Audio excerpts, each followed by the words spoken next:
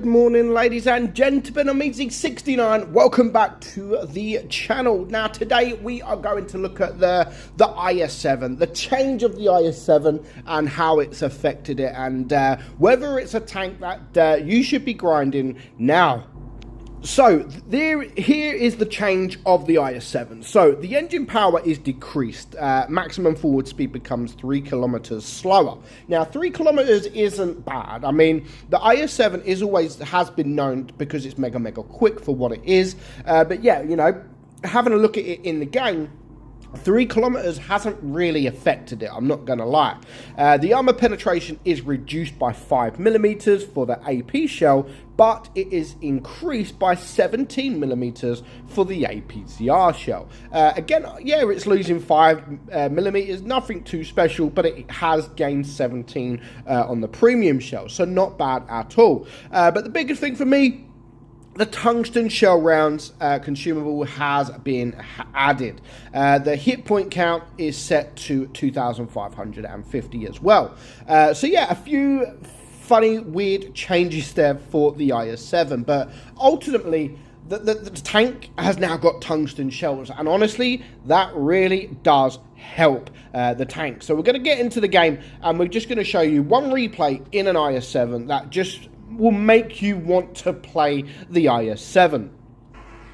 So here on Castilla, we have our Armored Tower Inspector, and yeah, he plays it absolutely brilliant. Now, as you can see, he is running tungsten shells, and those of you that do have the tank, or any tank really, that can run tungsten shells, I would strongly recommend using that tungsten shells, because honestly, it really does help. It just pushes your alpha up a little bit more, but not only that, but if you're able to get like a HE shot or anything like that, then that's even more damage. Your HE shot can already do a good amount of damage, but using that tungsten shell, you can do an even better amount of damage. Now, as you can see, the first shot of the day was 518 damage into that 60 TP. Now, not always are you going to high roll. Of course, you're not going to get a massive roll every time you use the tungsten shells. You might get higher than normal, but yeah, 518, you can already do that.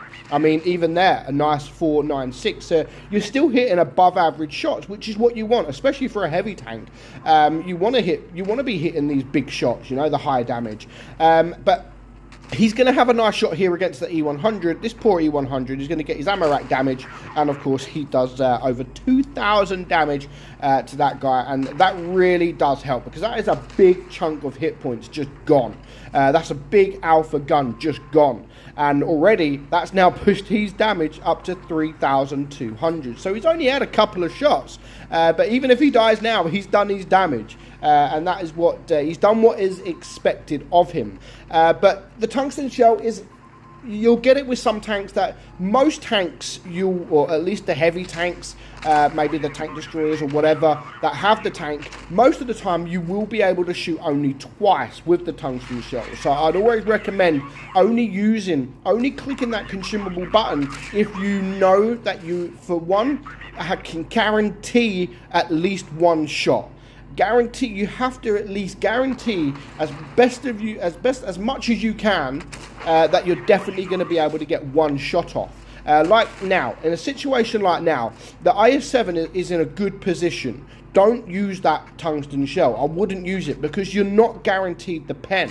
And he's playing it absolutely perfect, because he doesn't use the tungsten shell. He's not sure whether he can penetrate him or not, so he doesn't use it. And before you know it, if he did use it, the tungsten shell would have gone by now, and now he wouldn't be able to use it against easier targets, hence the Leopard 1 or the E50M. So use it wisely. Only use it if you know you can guarantee at least one shot. Ideally, you want to use it when you can guarantee 2 shots, which is what he's done here. Now, no idea what the Leopard 1 is doing, but 580 damage, hit points left. He's just going to switch to a HE, and he's going to be able to clear him. And that wasn't even a high roll. He didn't even have a max roll ready. So yeah, so it does really help. Nice 580 damage. So now he is on 6,000 damage. Unfortunately, he wasn't able to keep the E100 or the T57 alive, and before you know it, this guy is going to be on his own against 3 tanks. But you know, 6,000 damage, nice 575 max roll there. Again, that is without the tungsten shells. If he had the tungsten shells ready, he may have almost been able to kill this guy. Like, I think he would be very close to killing the guy. So yeah, he used the tungsten shells wisely. You know, if you've got a shot off and you think you can pen, but you're not quite sure, then just save the tungsten shells. Don't just use the tungsten shells for the sake of using the tungsten shells, because that is what a lot of people do, especially with adrenaline. You know, I've got a really bad habit with adrenaline. I look and I'm like, oh, I can use adrenaline, quickly press, and I'm like, hang on a minute, I've pressed it and I've not even got any shots on. Like, I've got no targets. So just be careful when you're using tungsten shells, because it can really help, and to be honest, it can actually change outcomes of the game. If there's a tank pushing you with 550 hit points, that guy's probably thinking, you know what, I can take a shot, but bang, he's going to use tungsten shells and you're going to be dead. The armor profile, of course, can work. It always can work, but of course there are a lot of weak points with the tank. So yeah, you got to try and not angle. Remember the meme, don't buy an IS-7. Mainly that was because of the ammo rack. It was very easy to ammo rack back in the day. Nowadays, you don't see it that often, to be fair. Like, there's nothing really changed with the ammo rack, but yeah, you don't see it that often. And if you want to be doing damage like this guy's just done, 8,600 damage. Not only that, but he gets himself 6 kills. He got himself 2,800 block damage as well. So yeah, you can see the armor profile can really work. And this was just a mega carry from Ahmed Tower Inspector from the Purple Clan. 2,000 base XP as well.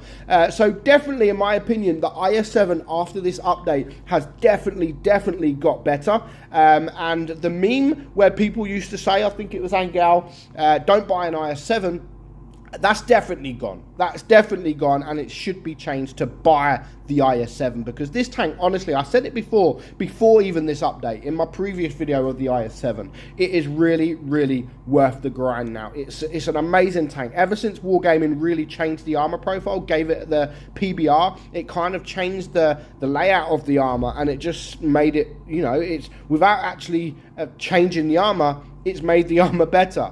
So definitely a fantastic tank now, definitely well worth the grind. Even so, now it does have that tungsten shell, and you can see I'm not using it because I haven't played it since, but yeah, that's definitely one thing that you should use. I'm not a lover overall of so many tanks having the tungsten shells. You know, this was supposed to be unique to certain tanks, but now Wargaming have just felt the need to give it to that tank, yeah, give it to that tank, and give it to that tank. You know, it's a shame. It should have just stuck to certain tanks like the 60 TP.